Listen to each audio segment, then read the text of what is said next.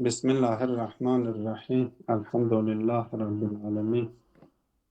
Ve salatu ve selamu ala seyyidina ve nebiyyina Ebil Kasım'il Mustafa Muhammed ve alihi teyyibin tahirin ve ashabihil muntecebin. Hop, biz el merhaletur rabi'atu fil mevaddi thalâthe. El vücub vel imkan vel imtina. والبحث عنها في الحقيقة بحث عن انقسام الوجود إلى الواجب والممكن والبحث عن الممتنع تبعي. Hop. Biz kitabın 4. merhalesine geldik.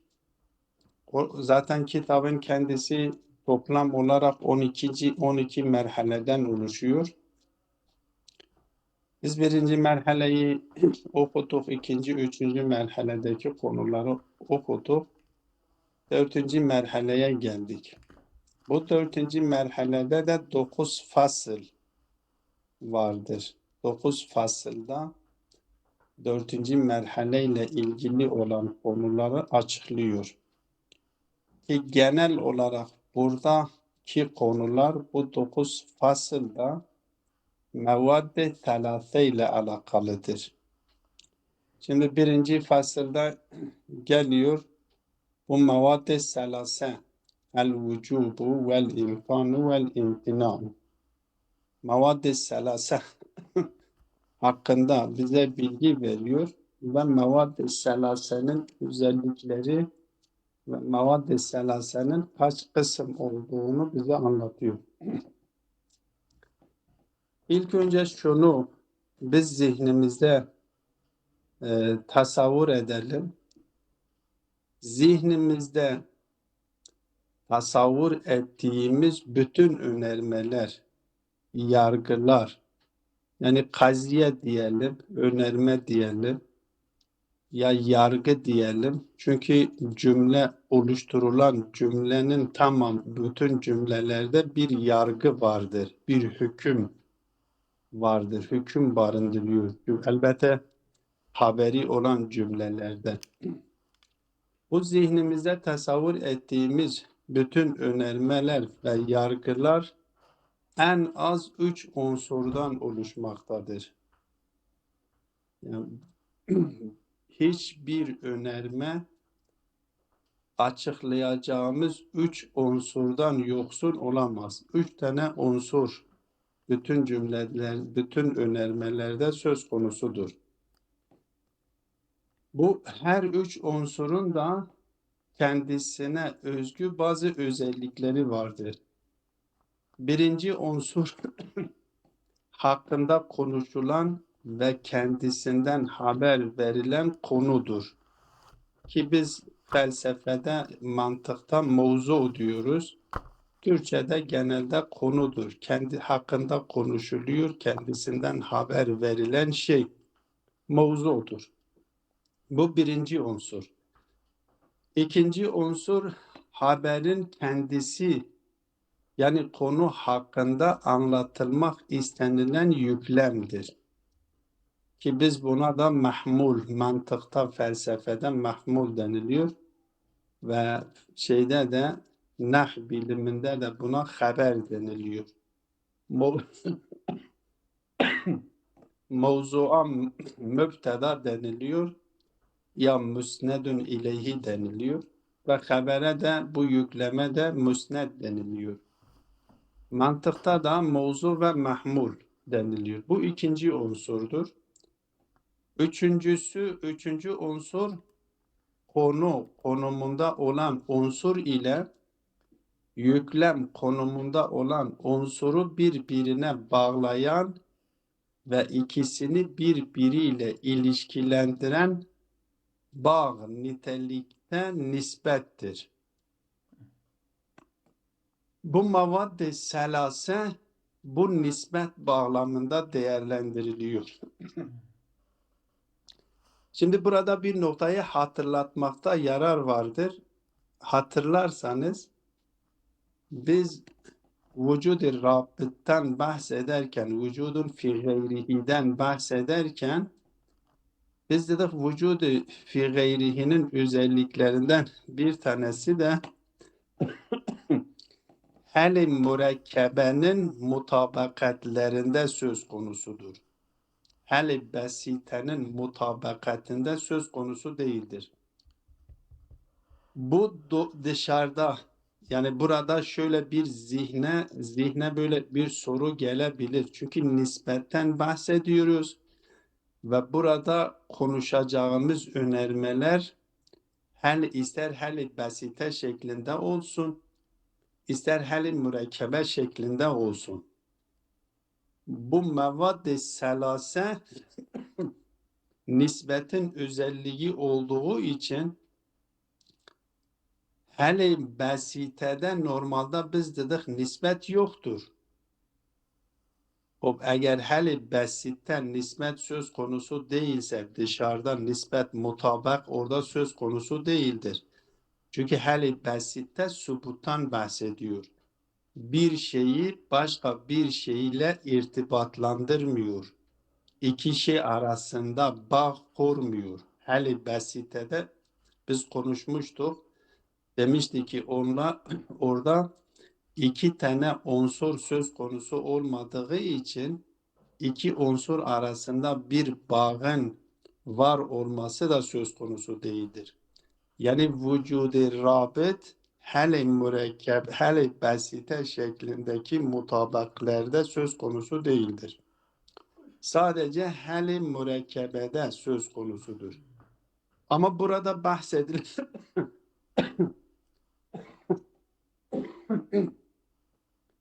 burada bahsedilirken çünkü konu nispetin özellikleri bu mavad selase nispetin özelliklerindendir. Nisbetin keyfiyetindendir. Mevzuyla mahmulla alakalı bir şey değildir. Mevzuun özelliği müstakildir. Müstakil oluşudur. Vücudun fi nefsihidir. Mahmulun özelliği de vücudun fi nefsihi var ama kendisine ait vücudun li gayrihidir aynı zamanda.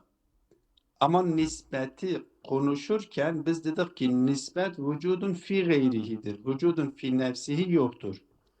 Vücudun fi nefsihi olduğu için hal-i besitede mevzuyla mahmul iki şey söz konusu olmadığı için dışarıda nispet de söz konusu değildir. O zaman burada nispetten bahsedilirken diyor ki hangi türden olursa olsun kaziye hangi türden olursa olsun ister hal-i besite türünden olsun ister hal-i mürekkebe türünden olsun kaziye. Burada bu mavad meselesi söz konusudur. Üç tane unsur söz konusudur. Hem mevzu vardır, hem mahmul vardır, hem nispet vardır. Bunu zihinde diyoruz. Yani zihinde biz hal-i besiteyi de çünkü hal-i besiteyi tasavvur ettiğimiz zaman hamle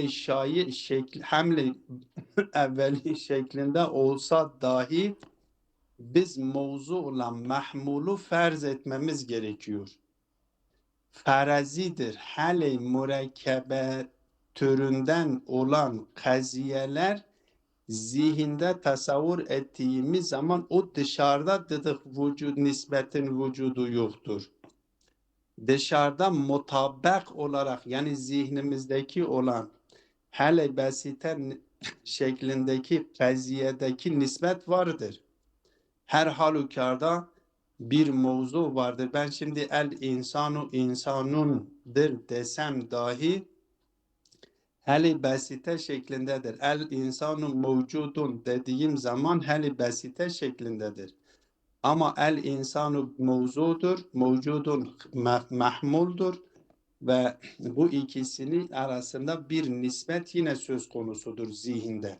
Sadece bu zihinde o nispete takabül edecek haricde yani hal-i besitenin dışarıdaki mutabakatında nispet söz konusu değildir. Yoksa zihinde kaziye eğer şekillendirilmiş ise hiçbir zaman kaziye, mevzu, mahmul ve nispetsiz olamıyor. Buna dikkat etmemiz gerekir. Onun için burada işaret ediyorum. Diyorum ki zihnimizde tasavvur ettiğimiz bütün önermeler, bütün yargılar, bütün kaziyelerde bu üç unsur olmak zorundadır. Mevzu, mahmul ve nispet. Bu mevad-i selase de bu nisbetin keyfiyetidir. Ne mevzuyla alakalıdır, ne mahmulla alakalıdır. Mevzuyla mahmul arasındaki olan o nisbetin keyfiyetidir. Hop. Bu kaziyeleri diyor ki biz zihnimizde tasavvur ettiğimiz zaman, zihnimizde bir kaziye oluşturduğumuz zaman artık öyleyse bunu kabul ediyoruz. Zihnimizdeki kaziye, elbette kaziye-i mucibedir burada. Kaziye-i mucibe ne şekilde olursa olsun, ister hal-i basite niteliğinde olsun, ister hal-i mürekkebe niteliğinde olsun, İster hamle evveli niteliğinde olsun, ister hamle şai niteliğinde olsun. Biz mahmulla bu kaziyeyi tasavvur ettiğimiz zaman mevzu vardır, nispet vardır ve mahmul vardır. Bu nispeti mahmula, bu mahmulu mevzua oranla değerlendiriyoruz. Diyoruz ki mesela farz edelim ben 3 tane kaziye burada zikrediyorum. Bu 3 tane kaziye üzerinden konuyu açıklamaya çalışıyoruz.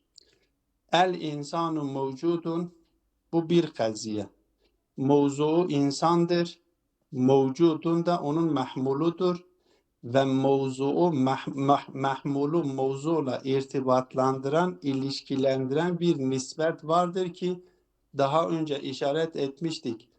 Farsçada est ile ifade ediliyor. Türkçede dir ile ifade ediliyor. Arapçada da tenvin genellikle tenvinle ifade ediliyor. Diyor bu bir kaziye. El insanu mevcudun. Allahu Teala mevcudun. Bu da ikinci bir kaziyedir. Ama kaziyelere dikkat edin, her ikisi de ve şerikul bari mevcudun. 3 tane kaziye oldu. Allah mevcudun Celle Celaluhu. İnsan mevcudun ve şerikul bari mevcudun. Bu üç kaziyedir. Her üçü de hal-i basite şeklindedir. Çünkü mahmulu mevcut olan kaziyelerin hepsi hal-i basiteye giriyor. Bu mahmul burada nedir? Mevcudundur.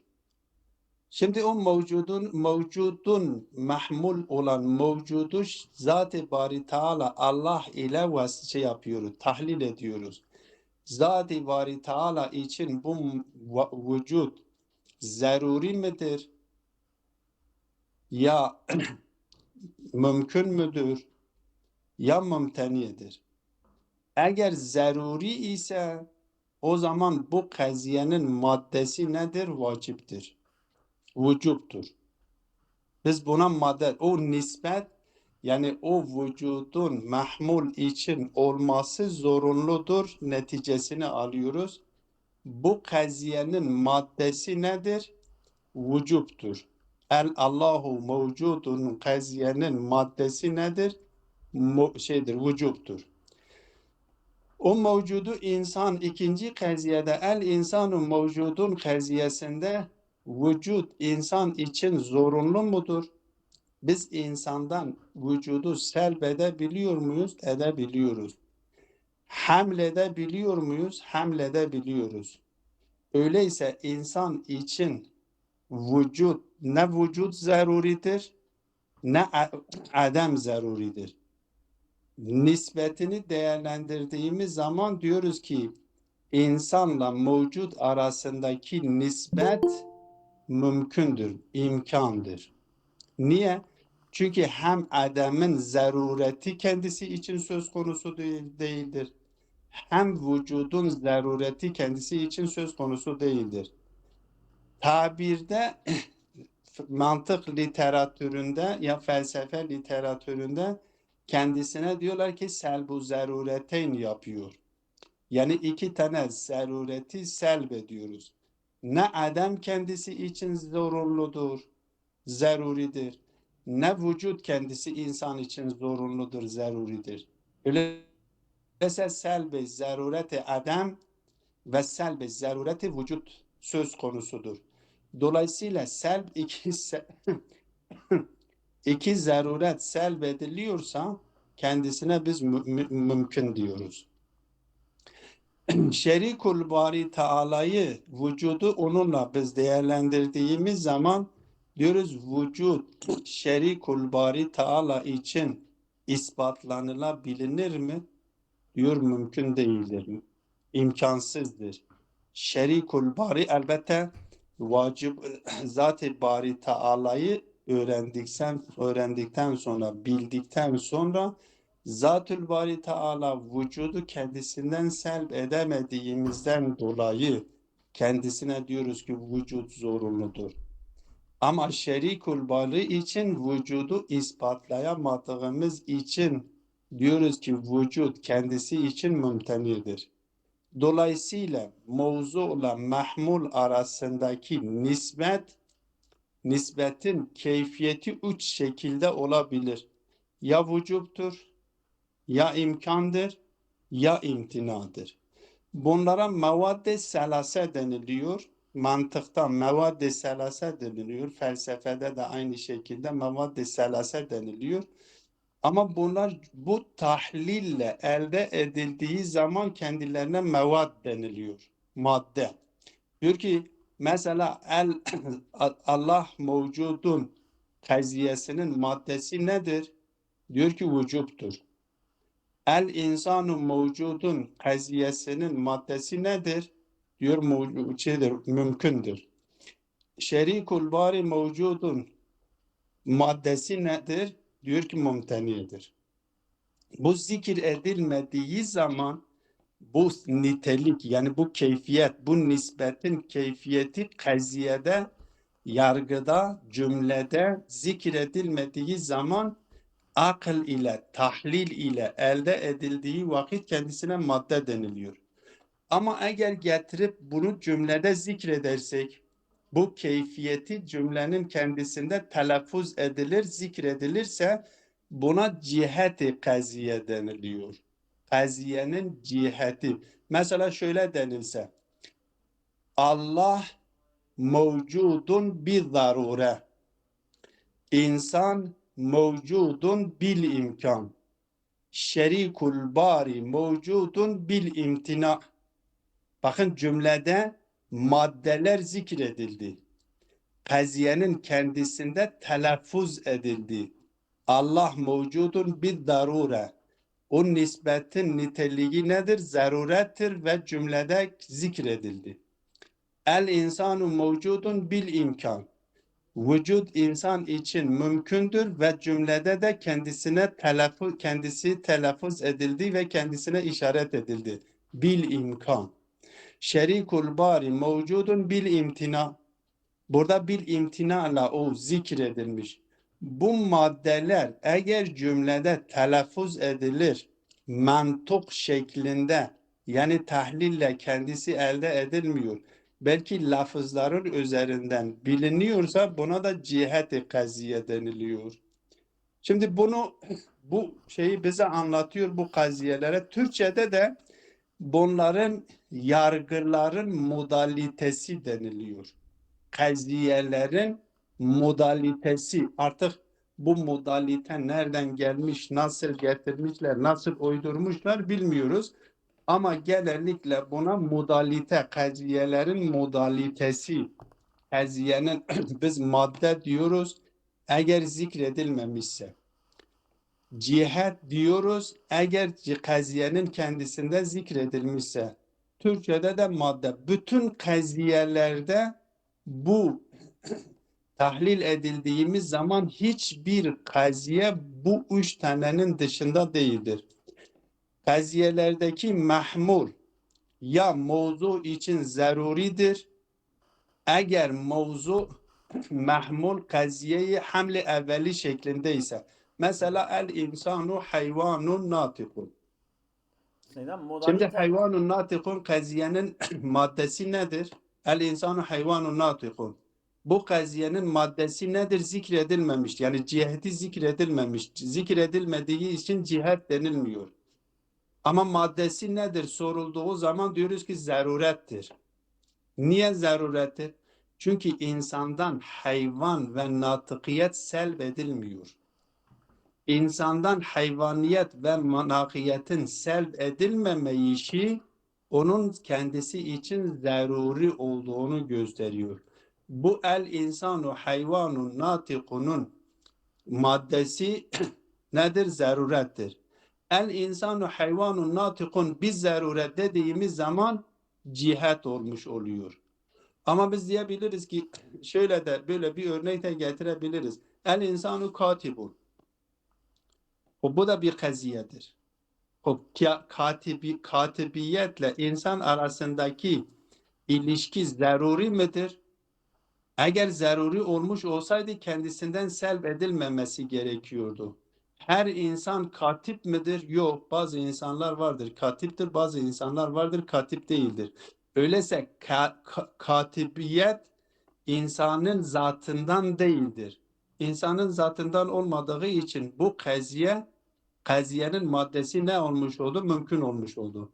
Öyleyse cihetini zikrettiğimiz zaman diyoruz ki el insanu katibun bil imkan. Yani mümkündür katip olsun ve mümkündür katip olmasın. Selve zaruretin.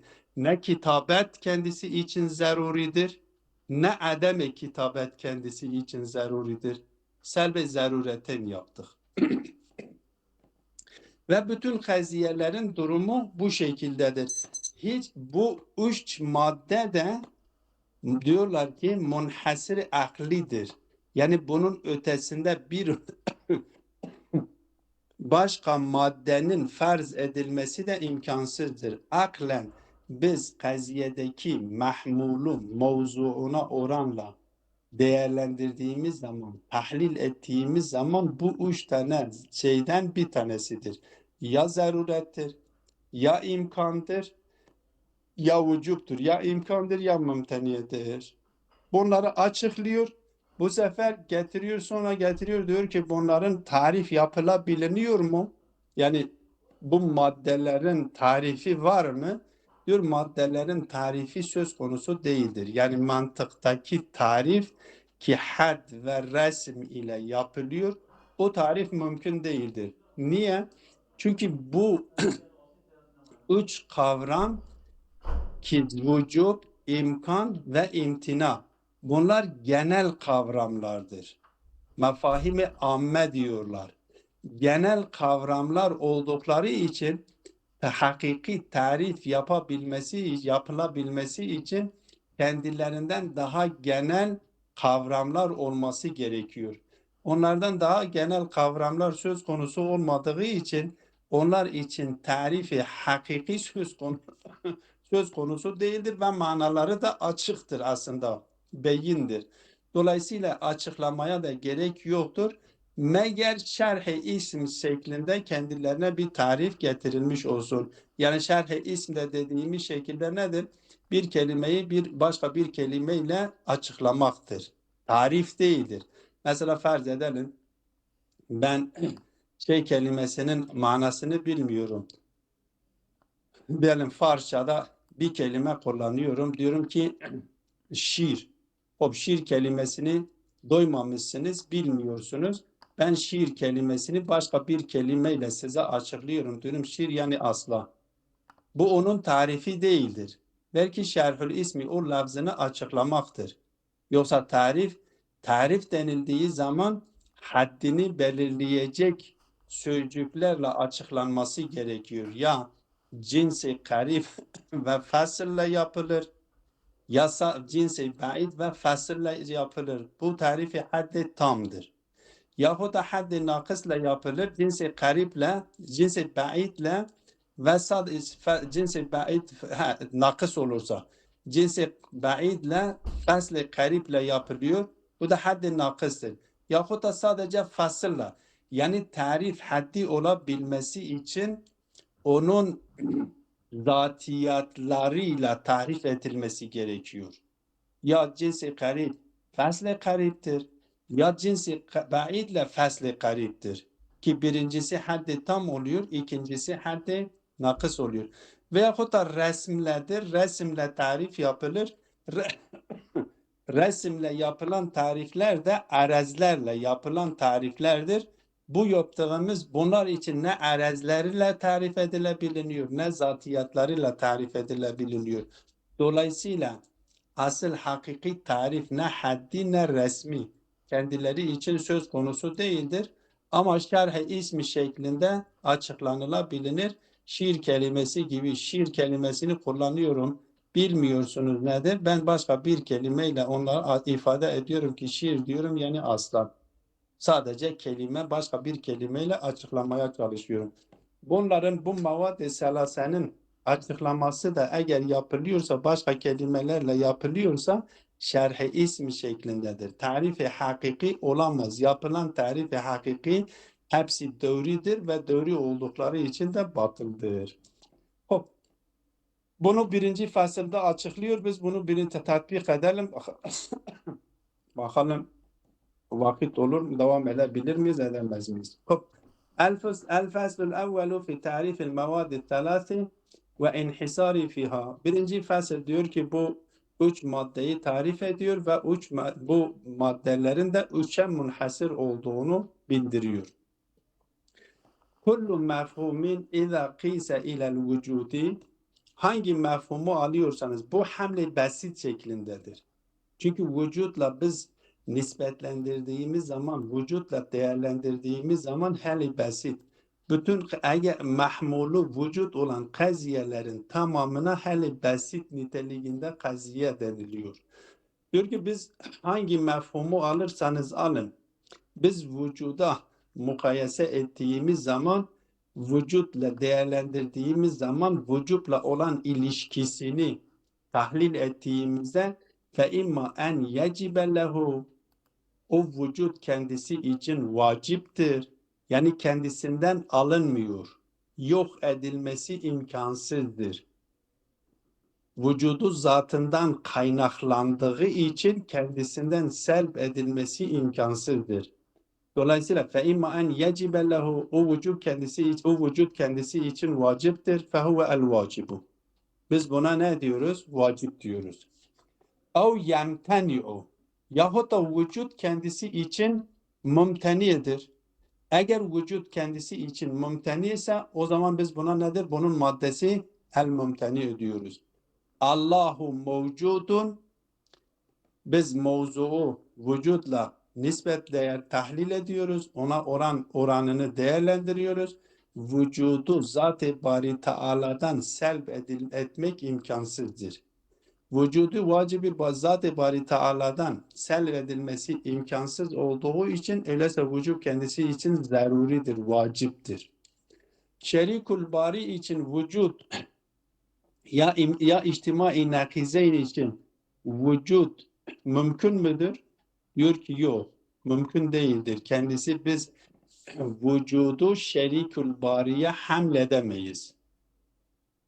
Dolayısıyla oradaki madde ne olmuş oluyor? Mümteni o. Vücut kendisi için mümtenidir. Ev la yecibu lehu ve la yemteni'u. Vücut o mevzu için, o mefhum için ne mümtenidir ne de vaciptir. Ne zarureten kendisinde mevcuttur, ne zarureten yoktur. Hem kendisine hamledilebilir, hem kendisinden selbedilebilir. Dolayısıyla buna da ne deniliyor? Ve huvel mümkünü. Bu da mümkündür. Netice itibariyle maddeler kaç tane olmuş oldu? 3 tane. El vacib, el mümteni, el mümkün. فَاِنَّهُ اِمَّا اَنْ يَكُونَ الْوُجُودُ لَهُ ضَرُورِيًّا وَهُوَ الْاَوَّلُ. Vücut ya kendisi için zorunludur ki buna birinci diyoruz ki vaciptir. اَوْ يَكُونَ الْعَدَمُ لَهُ ضَرُورِيًّا. Yahut da adem kendisi için zaruridir. وَهُوَ الثَّانِ ki mumtanidir. Vücut kendisi için, adem kendisi için vaciptir. Ama vücut kendisi için mumtanidir. Zat-ı Bari Teala için de tam tersi. Vücut kendisi için zaruridir ama adem kendisi için mumtanidir. Ve imma en la yekun şey'un minhuma lehu daruriyen ve huve el-thalisu. Ne vücut kendisi için zaruridir, ne adem kendisi için zaruridir. Öyleyse selbu zarureteyn yaptık. Hem adem kendisi için zaruret değil, şerikul bari için adem zarurettir. Vacib zat-ı bari Teala için vücut kendisi için zarurettir. İnsan için ne vücut zarurettir, ne adem zarurettir. Selbu zarureten yapıyoruz. Selbu zarureten olduğu için hem ademin zarureti kendisinden selbediyoruz, hem vücudun zarureti kendisinden selbediyoruz. Bu da üçüncüdür, mümkün olmuş oluyor. وأما احتمال كون الوجود والعدم كليهما ضروريين. Bu ihtimal söz konusu olabilir mi? Biz diyebilir miyiz herhangi bir mevzu için, herhangi bir mefhum için hem vücut kendisi için zaruri olmuş olsun, hem adem kendisi için zaruri olmuş olsun. Diyor böyle bir şey imkansızdır. Böyle bir ihtimal söz konusu değildir. Neden? Çünkü vücutla adem mutenakızdır. Vücutla adem arasındaki nispet tebayündür. Mütebayindirler bunlar. Bu birbirine zıttır. Birbiriyle tenakuz içerisindedir. Her ikisi bir şey için zaruri olması imkansızdır. Bu ihtimal femurtefeun bi adnel iltifati. Ufak bir teveccüh ile bunun murtefi olduğu anlaşılıyor. İki şeyin vücut çünkü niye ikisi birbiriyle tenakuz içerisindedir? Birisi vücutla adem arasındaki tenakuz vardır. Bu ikisinin bir şey için zaruri olması imkansızdır. Dolayısıyla öyleyse mavad üç tanedir. Munhasirun mavad el mavadu munhasiretun fi thalas. Üç tane de munhasirdir. Üç taneden fazla söz konusu. Bu hasri aklidir diyor. Buna hasri akli deniliyor. İstikrai de değildir bu hasır. Bu hasır istikrai olmuş olsaydı yani diye bilinirdi, ihtimal vardır ki başka bir maddede bulunabilinsin. Ama bu istikrai değildir. Belki aklidir. Dolayısıyla başka bir maddenin kaziyelerin nispet için bulunması imkansızdır deniliyor. Şimdi bunun açıklamasıyla ilgili diyor ki vehiye beyinetul maani. Bu mevad-ı selase manaları açıktır. Vücub nedir? Yani o vücub, mesela vücut diyoruz ki Zat-ı Bari Teala için vaciptir. Vacipten kas yani zorunluluk. Zorunluluk nedir? Bakın şerh yapıyorum. Tarif etmiyorum. Tarif edilemez. Çünkü bunlar genel kavramlardır. Tarif edilemiyor. Sadece başka kelimelerle açıklamaya çalışıyoruz. Diyor ki bunlar açıktır. Niye açık diyordur? Beyinetül maanidir. Likavniha minel maanil amme. Çünkü bunların bu manalar amdır, geneldir. Elleti la yaklu an ahadiha mefhumun minel mefahimi. Hiçbir mefhum bunlardan yoksun değildir. Yani bunlardan daha genel bir kavram, bir söz konusu değildir. وَلِذَا كَانَتْ لَا تُعْرَفُ اِلَّا بِتَعْرِفَاتٍ دَوْرِيَّةٍ. Eğer birisi gelip bu manaları tarif etmeye kalkışırsa, bu maddeleri tarif etmeye kalkışırsa tarifleri hepsi devri oluyor. Niye? Mesela diyor ki tarifil vacibi bima yelzemu min ferdi ademihi muhalun. Vacip nedir? Tarif ediyor. El vacibu bima, vacip şöyle tarif ediyor. Ma yelzemu min ferdi ademihi muhalun. Diyor ademi kendisi için farz edilmesi muhaldır. Sümme tariful muhal. O zaman muhal tarifi nedir? Ve huve el mumteni'u bima yecibu en la yekuna. Mumteni'dir. O bu şekilde bu ne olmuş oldu? Tarif dövri olmuş oldu. Yani bir diğerini hepsini bir diğerinde kullanmak zorundasınız.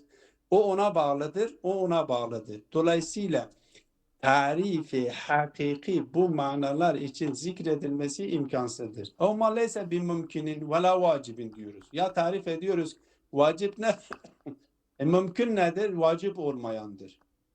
Tarif doğru olmuş oldu. Ama leyse bir mümkinin ve la vacibin. Ne mümkün olan ne vacip olan. Ve tariful mümkini bima la yemteni'u vücuduhu ve ademu. Vücudu ve ademi mümteni olan, olmayan. O mümteni nedir? Mümteni'i mümkünle tarif ediyoruz. Mümkünü mümteni'yle tarif ediyoruz. O zaman bu doğru oluyor. Hepsinin tarifi bir diğerine bağlıdır. Bir diğerine bağlıysa sen onunla nasıl tarif edebilirsin? Sen onu bilmiyorsun ki. Tarif doğru. Onun için diyorlar tarif doğrudur ve hakiki tarifleri yapılması söz konusu değildir, mümkün değildir. Kendileri manaları beyinetül maanidir diyor. Bu birinci fasıldır. İkinci fasıl önemlidir. Sadece işaret ediyorum. Çünkü bitiremeyiz. İşaret etmekle yetiniyorum. Diyorum ikinci fasılda bu maddeleri kısımlandırıyoruz. Toplam olarak bu maddeler 8 kısma çıkartılıyor. Bu konu önemlidir. İnşallah yarın bunu devam edeceğiz. Ve sallallahu ala Muhammedin ve alihi teyyibin.